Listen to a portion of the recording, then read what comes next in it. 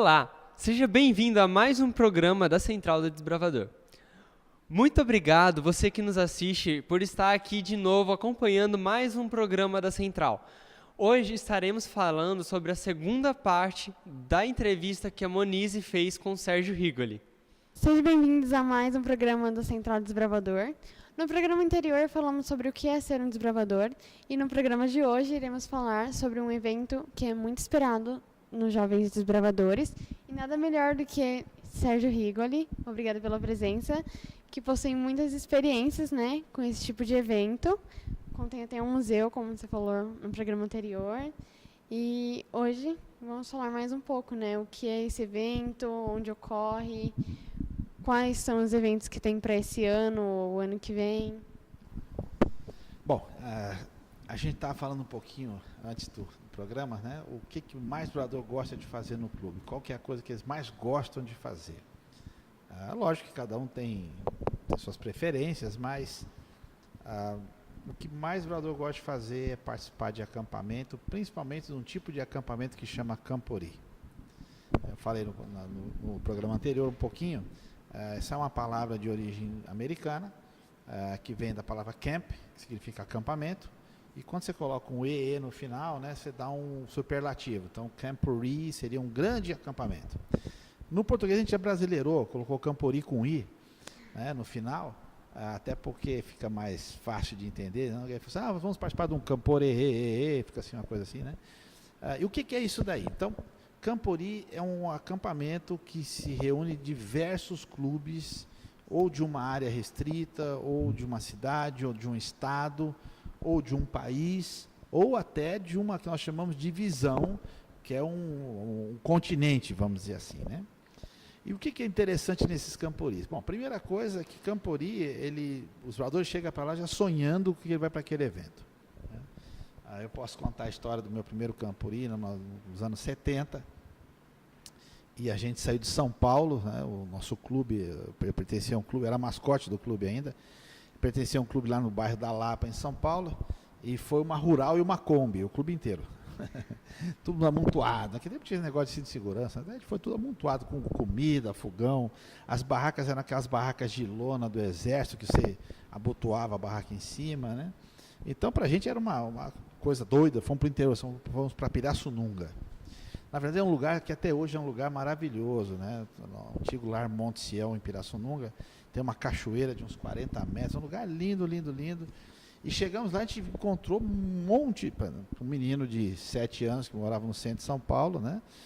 Para mim aquilo era uma coisa gigantesca, né? Primeiro que tinha mato para todo lado, uma coisa que eu só via na televisão. Eu morava na Pompeia, ali não tinha nada, tudo urbanizado.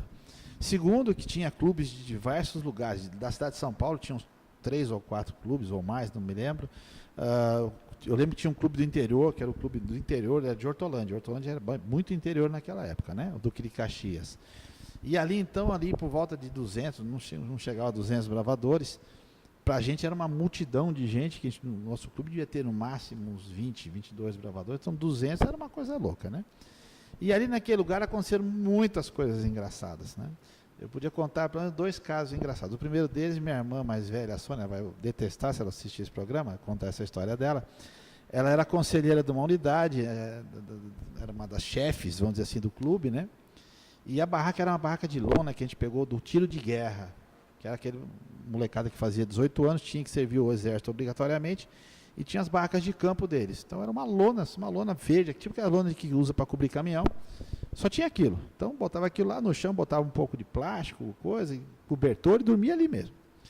E ela, para poder proteger as meninas do grupo dela, ela pegou e dormiu na beirada da barraca. Só que a barraca foi não muito bem montada, né? Eles não tinham costume de montar a barraca, então um lado da barraca ficou mais alto do que não chegava até o chão. E ela ficou justamente deitada naquele lugar. E dormiu ali para proteger as meninas da unidade dela. Quando de madrugada minha irmã foi acordada com uma gritaria, ela acordou e começou uma gritaria na barraca, as meninas foram ver o que tinha acontecido. Aquele espaço que ficou aberto, um ser bovídeo, uma vaca, ela achou uma coisa interessante, ela foi ver o que era, né? E como estava escuro, a vaca foi experimentar o que gosto tinha aquele negócio. Então minha irmã acordou com uma lambida de vaca na cara dela. Imagina o pavor, o terror de noite, sem saber o que estava acontecendo, né? Então, foi uma das histórias engraçadas. A segunda história mais engraçada para mim desse Campori, os dirigentes eram o pastor José Silvestre, que era o chefe dos bravadores para o estado de São Paulo, o pastor Rodolfo Gorski, que na época era o líder dos bravadores de jovens da Associação Paulista, né? E veio um convidado especial, o pregador, que na época trabalhava como líder de jovens na nossa União, que representava desde o Mato Grosso e Goiás até o sul do Brasil, era o pastor Assa de Bechara. E o pastor Bechara é uma pessoa muito risonha, muito comunicativa, uma pessoa fantástica. O pastor Bechara é um homem da comunicação, inclusive, também, né? Uma pessoa única. Ele ficou responsável para fazer o culto no sábado de manhã, e fazia um calor danado em Pirassununga aquele dia. Eu me lembro que a gente usava naquela época o uniforme, a camisa era de brim, não era a camisa de tergal como a gente usa hoje, e era de manga comprida, porque São Paulo sempre fazia frio. Naquela época, no meu tempo de criança, lá nos anos 60, 70, São Paulo era São Paulo da garoa, fazia muito frio. E a gente com aquele uniforme, passando um calor danado da escola sabatina, a gente ficou no lado, atravessou o riozinho para o outro lado, tinha uma pinguela para atravessar o rio, e tinha um pouco de sombra de árvore, a gente ficou do outro lado do rio. E eis que vem o pastor Bechara, todo bonitinho, paletó, gravata, com uma Bíblia na mão, né, para fazer o culto. Então, todo mundo esperando ele chegar, todo mundo parado sem fazer nada, olhando o pastor Bechara vir, e ele estaria começando o culto. E ele escorregou na pinguela, não chegou a cair muito dentro da água, mas caiu dentro da água ali, acho que afundou até a cintura, alguma coisa parecida. Aquele dia nós mostramos o quanto o bravador é prestativo, né? Basicamente, todo o acampamento foi salvar o pastor Bechara. Foi lógico, né? Eu me lembro que nem nadar eu não sabia, mas eu fui um dos primeiros a pular na água para salvar o pastor. Ele estava com calor danado, né? E a gente aproveitou para tomar um banho de rio, naquele calorão no sábado, próximo da hora do almoço. Então, são memórias. O Campori é quando o juvenil, o participante dos bravadores, ele vai viver emoções que ele jamais vai esquecer na vida dele. Eu poderia citar aqui muitas outras histórias interessantes de Campori. Por exemplo, teve um Campori, o primeiro Campori da América do Sul. Imagina um evento, isso na passagem do ano, 28 de dezembro de 83 a 4 de janeiro de 84, na cidade de Foz do Iguaçu. Até então, nunca tinha tido um evento desse porte, 4.000 participantes, era uma coisa escandalosamente grande, né? Sua mãe participou desse Campori, viu? Ela era criancinha pequena, e a Daniele, ela foi com o clube chamado David Livingstone. Minha irmã era diretora desse clube. E ali em Foz do Iguaçu, algumas coisas aconteceram assim fantásticas. A primeira delas, a área do Campori era uma área que não tinha nada, era um matagal. Eu me lembro que o pastor Cláudio Bels, que era o líder da divisão, a gente falou assim: como é que vamos fazer para desmatar esse negócio todo? Capinar esse negócio todo para ficar uma área para se utilizar como acampamento. Aí nós tivemos a ideia de chamar o pessoal do Exército, o Batalhão de Fronteira de Foz do Iguaçu, na época o Tenente-Coronel Menescal, cedeu os soldados, eles foram lá e em 2, 3 dias limparam toda a área. Ficou lindo, ficou maravilhoso. Então, as árvores ficaram preservadas e o capim foi tirado, então ficou uns bosques para poder ter as cozinhas. Na época estava em construção ainda Itaipu, que era uma grande obra binacional, e eu lembro que eu fui com o pastor Jabes Moura, que era o responsável pelos desbravadores no Paraná, na época eu era responsável pelo interior de São Paulo, e fomos, vamos lá em Itaipu pedir ajuda para eles? Vamos lá. A gente colocou o nosso uniforme, um uniforme de gala, com a faixa de especialidade, cheio de distintivo, aquela coisa assim, né? Parecia general mesmo, né? E na época o governo do Brasil era militar, e quem era o presidente da Itaipu era o coronel Costa Cavalcante, que também era um general. Quando nós chegamos na Itaipu, na recepção, tínhamos marcado um horário para conversar com ele, foi muito engraçado, porque todo mundo a gente ia passando e batendo continência para a gente, como se a gente fosse alguma autoridade, né? E a gente até deixou por aí. Quando a gente parou o carro dentro, a Itaipu era uma binacional, então tinha tanto a administração brasileira como paraguaia. Os brasileiros acharam que a gente era algum general paraguaio, porque nosso uniforme era todo caque, calça e camisa cor caque e tal. E os paraguaios acharam que a gente tinha alguma autoridade brasileira que eles não conheciam, porque eu sei que foi um tal de gente batendo continência para a gente quando a gente ia entrando, eu me senti um general naquele dia. Mas o importante desse Campori, imagine um Campori que foi do dia 28 de dezembro a 4 de janeiro, 8 dias de Campori. Nossa, quem foi nesse Campori jamais vai esquecer. Então muitas coisas interessantes aconteceram ali. Por exemplo, no sábado o calor foi o primeiro da minha vida que a gente via desmaio atacado. O pessoal, por exemplo, do sul da Argentina, sul do Chile, nunca tinha visto calor de 40 graus na vida deles. E quando desmaiava assim, uma fileira inteira de desbravador caía assim, de uma vez só, né? Então foi... Mas, graças a Deus, ninguém ficou doente, ninguém passou mal e etc. Então, Deus tem um cuidado especial pelos bravadores, Deus tem um amor especial pelos bravadores, a gente tem certeza disso, porque Campuri com 4 mil pessoas, eu lembro que algumas fizeram uma estimativa que um evento com 4 mil pessoas durante 8 dias teria no mínimo 5 mortes. Ninguém morreu naquele Campuri, todo mundo foi bem, teve acidente de carro, teve um desbravador aqui que era da minha área, que ele passou mal no Parque das Cataratas do Iguaçu, no dia que foi passear nas cataratas. Eu carreguei ele nas costas, o resto do passeio e tal. Quando ele chegou de volta em Hortolândia, ele foi direto para o hospital, ele tinha tido meningite. Falei, cara, como é que eu não peguei meningite? Você imagina como Deus protegeu a gente lá. Sim. E em questão do Campuri Internacional, você também tem alguma experiência? Tem. Deixa eu falar. A primeira grande experiência em Campuris, teve esse Campuri da divisão. No ano seguinte, na verdade, 31 de julho a 7 de agosto de 85, foi uma das experiências que até hoje eu considero uma das mais fantásticas em Campuri Internacional. Na verdade, foi o primeiro Campuri da divisão norte-americana. Por que foi fantástico? Bom, primeiro, você imagina que um brasileiro sai do Brasil para ir para lá para os Estados Unidos para um Campuri. A delegação brasileira eram 6 brasileiros, cabia dentro de um carro. Segundo, que a gente não estava acostumado aqui a andar de Fusca, né? Carro Fusca, Kombi. Cheguei no aeroporto lá em Miami, peguei um carro, motor V8, aquelas coisas todas doidas. E fomos para o Colorado. Mas o que foi importante? Se aqui em Foz do Iguaçu, um ano e meio antes, 4 mil era um número grande, você imagina um ano e meio depois um Campuri com 17.500 bravadores.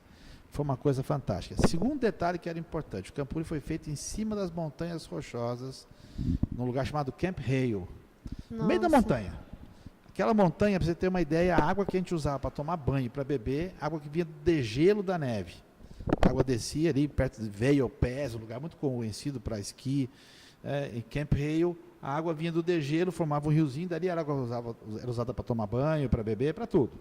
Então, vocês imaginam tomar banho com água gelada que vinha do degelo. Você botava o dedão, 2 minutinhos, a unha estava preta de gelada, congelada, né? Teve brasileiro que não tomou banho. Eu tive em 8 dias, eu tomei 3 banhos. Eu fui o que mais tomou banho dos brasileiros lá, viu? E nesse Campuri tinha algumas coisas que a gente inimagináveis para nós brasileiros. Por exemplo, as atividades do Campuri tinha arco e flecha. O pessoal jogar arco e flecha. Tinha várias bicicletas, tinha competição de bicicross. Uma coisa que a gente nunca tinha feito aqui no Brasil, nem imaginaria, nem sonharia com isso, né? Escalada de pedra, então tinha uma escalada, ficava nas montanhas rochosas, tinha paredes de pedra ali, né, em volta do Campuri, e com isso a gente pôde aproveitar, assim, conhecer coisas totalmente diferentes na época. Talvez vocês vão ter a oportunidade de ver um pedacinho do vídeo do Campuri de Camp Hale, né? E isso então deu uma ideia da grandeza dos bravadores, porque a partir daí todo mundo começou a fazer Campuri grande também. Então, os próximos Campuris no Brasil, na América Central, de 4 mil pulou para 8 mil, pulou para 12 mil, e a coisa foi crescendo vertiginosamente por causa desse grande Campuri que teve no Colorado. E quais são os próximos Campuris que os jovens já estão esperando, Olha, né? É interessante porque todo atividade. ano tem Campuri. Daqui uma semana, aliás, não sei que dia que vai ser esse programa, mas no dia 6 a 8 de março, vai estar tendo, por exemplo, o Campuri da União do Caribe. Vai acontecer na Guiana. Eu participei do Campuri da União do Caribe há 10 anos atrás. Tinha lá 3 mil bravadores, que para eles é muito, porque são várias ilhazinhas do Caribe, né? Foi em Antigua e Barbuda, e agora vai estar tendo na Guiana. Esse ano ainda, aqui na nossa região, aqui na América do Sul, a gente vai ter um Campuri da Associação Bahia. Em julho, o museu deve estar presente nesse Campuri na Bahia. Vai ser na cidade de Itabuna. O Campuri do Equador também deve acontecer no final do mês de julho. Deve ser em Quito. O museu também deve estar participando lá. Mas o foco hoje de todos os brasileiros e toda a América do Sul é para o Campuri da divisão que vai ser em Barretos. A primeira vez que vai ocorrer um Campuri em 2 etapas. O que é isso? Era tanta gente para participar do Campuri, mas tanta gente que não caberia no lugar onde acontece a festa do peão em Barretos. Sim, e o que as pessoas têm que fazer para conseguir, né? Porque se é muita gente, vai ser limitado, ou É. não? Todo mundo vai poder ir? Na verdade, não vai conseguir todo mundo, porque existem alguns pré-requisitos. Então, por exemplo, quem não esteve no Campuri da sua união, nossa união foi o ano passado em Barretos, assim como teve eu um Campuri fui, em foi fantástico. Parnamirim, lá no Rio Grande do Norte, teve lá o Campuri da União Nordeste, na União Nordeste, no ano retrasado o Campuri da União Norte no Maranhão, de setembro do ano retrasado da União Noroeste em Manaus. Então, esses camporis foram eliminatórios, né? Mesmo assim, a quantidade de bravadores que foram nesses camporis foi gigantesca. Então, a divisão fez uma coisa ousada. Em vez de ter um campuri com 40, 50 mil, foi fazer 2 campuris com 45 mil. Os campuris vão ser o mesmo, a programação vai ser a mesma, as atividades vão ser a mesma, os eventos, as competições, tudo vai ser igual. O pregador que vai falar vai ser o mesmo, o museu que vai estar lá vai ser o mesmo nos 2 campuris.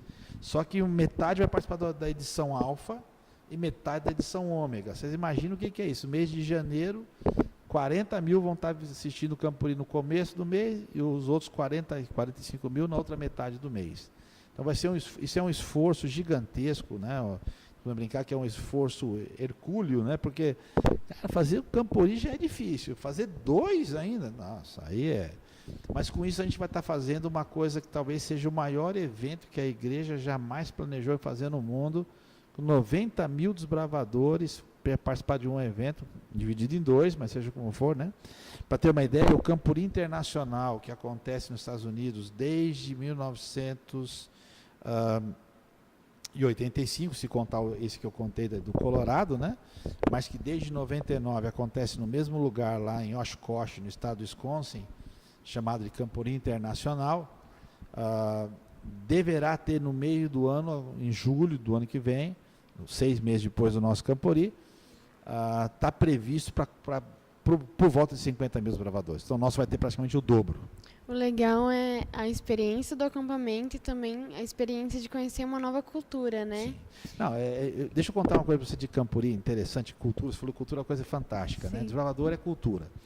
A gente teve uma delegação no Campuri da divisão Euro-Africana em 2011, que aconteceu em Roma, num lugar que é o Parque Baden-Powell, é um lugar de acampamento em homenagem ao fundador do escotismo.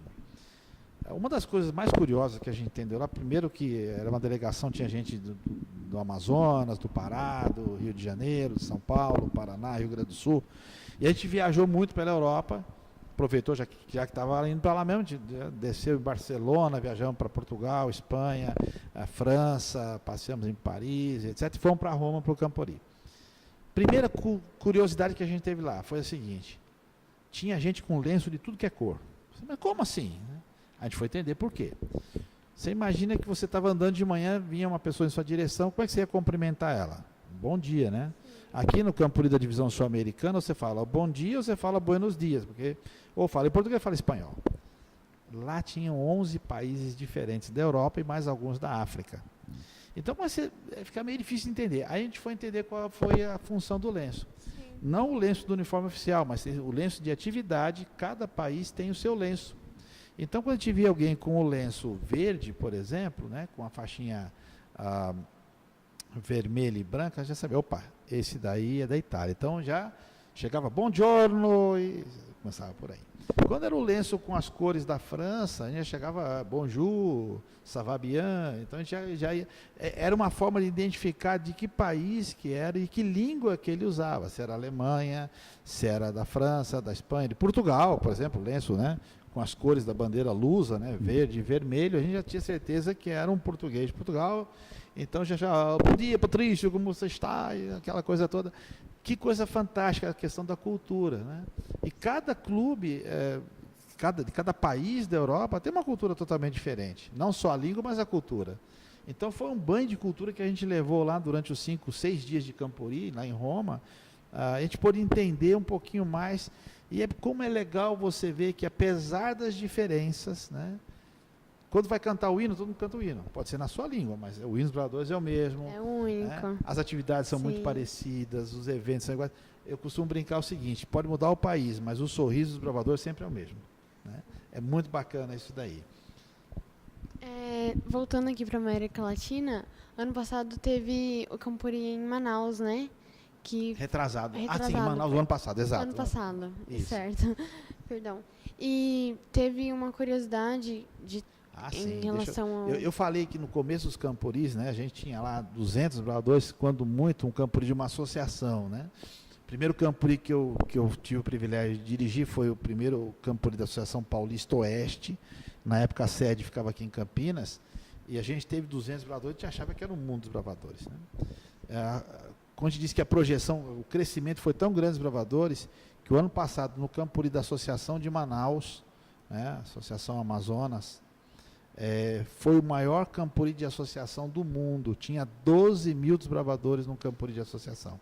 Você imagina que um campori da América do Sul, há 20 e tantos anos, há 30 anos atrás, tinha 4 mil, a gente achava que era uma enormidade.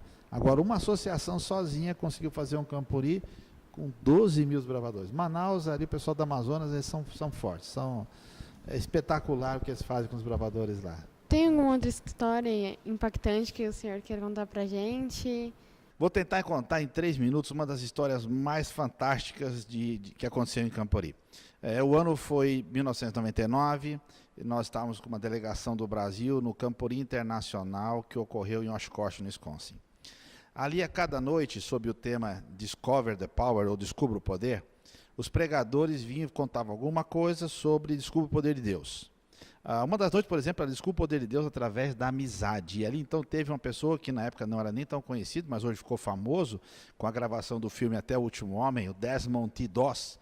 E ele ali foi apresentado, ele contou da experiência dele, de que ele não poderia abandonar os amigos, mesmo não sendo tão amigos. Então, o poder que Deus deu a ele, para que pudesse voltar nas fileiras inimigas dos japoneses e resgatar todos os seus amigos daquele batalhão. Mas aí, numa das noites, uma quinta-feira, 12 de agosto de 1999, vem a parte dramática da história. Naquela noite, a pregadora falou: descubra o poder de Deus através da natureza. E nessa noite, então, a pregação usou exemplos da Bíblia, onde Deus fez grandes coisas com a natureza, por exemplo, a abertura do Mar Vermelho e etc. Todos fomos dormir naquela noite, até que às 2 da madrugada, todo o Campori, 22.500 bravadores, delegações do mundo inteiro, da África, da Ásia, desbravadores do Brasil, da Europa, fomos acordados com um barulho ensurdecedor de sirene, ambulância, carro de bombeiro, polícia, helicóptero passando por cima, e todos eles diziam a seguinte frase: tornado warning, ou alerta de tornado. Só para que a história seja bem resumida, um tornado havia se formado bem próximo à área do Campori, não havia tempo suficiente de evacuar a área, não havia nenhum local possível ou seguro para passarmos ali e enfrentar um tornado. E esse tornado veio em direção ao Campori quando estava chegando muito próximo da área do Campori.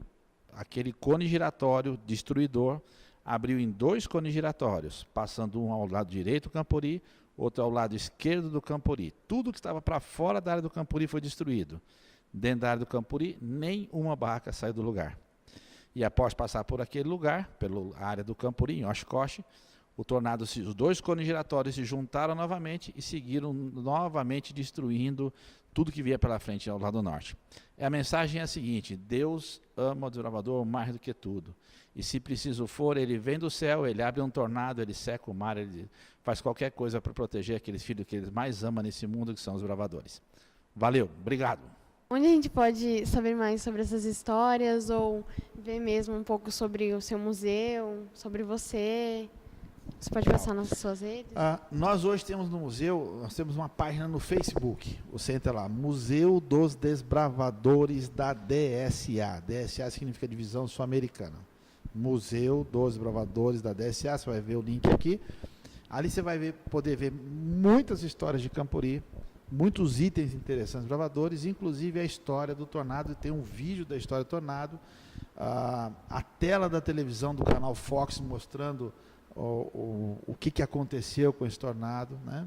A história escrita do tornado e mais algumas impressões que você pode ver de jornais da cidade de Oshkosh, né, contando sobre esse milagre que aconteceu no ano de 1999. Tá bom, muito obrigada pela sua presença e pelas histórias que o senhor contou aqui. E obrigada pela audiência e até o próximo programa. Bom, galera, é isso. Estamos chegando ao término de mais um programa do canal. E com o término desse programa, estamos finalizando nossa primeira temporada aqui da Central do Desbravador.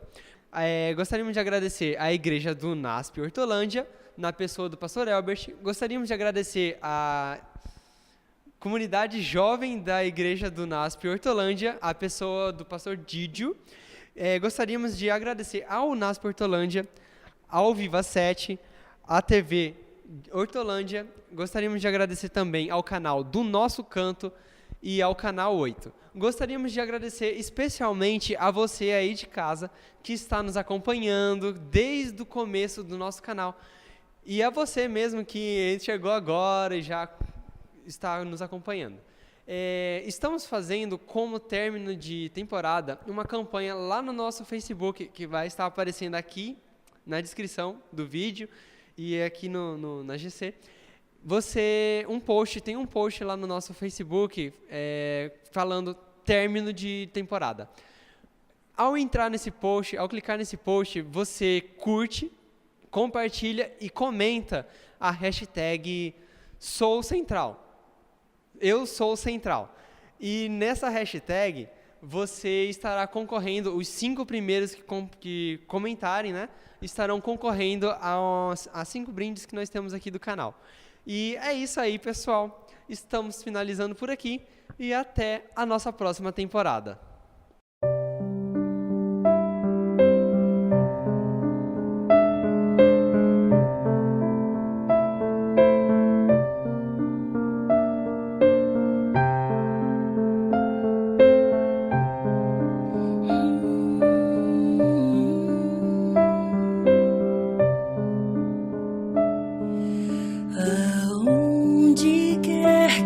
Seja que escondes teu tesouro, ali também está teu coração.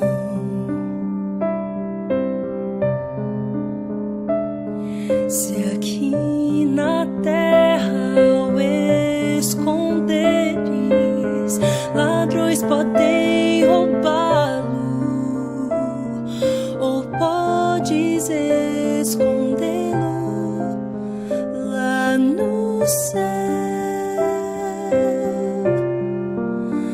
Há um tesouro no final da jornada dessa vida. Ele é a razão do meu viver. Cristo é meu tesouro, Ele é a razão pela qual eu vivo. Será o meu tesouro até eu morrer.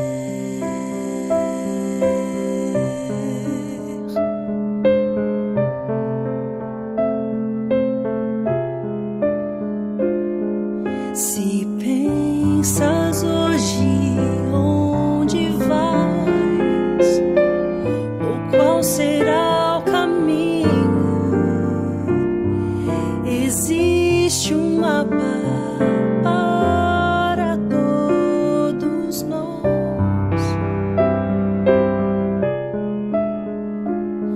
Se nós o lermos e o seguirmos aonde ele indica, não nos perderemos, só temos que escolher. Há um tesouro no final da jornada desta vida.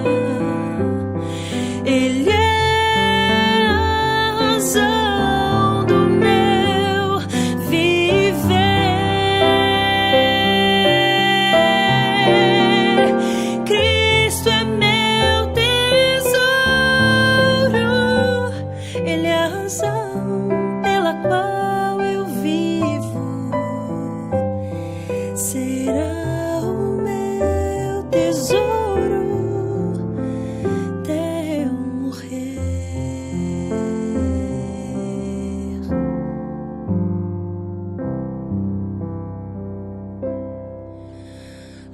um tesouro no final da jornada nesta vida.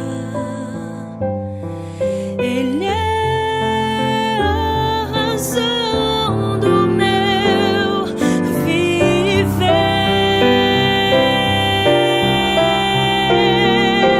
Cristo é o tesouro,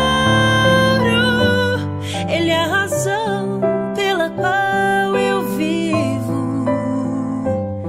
Será o meu tesouro até eu morrer.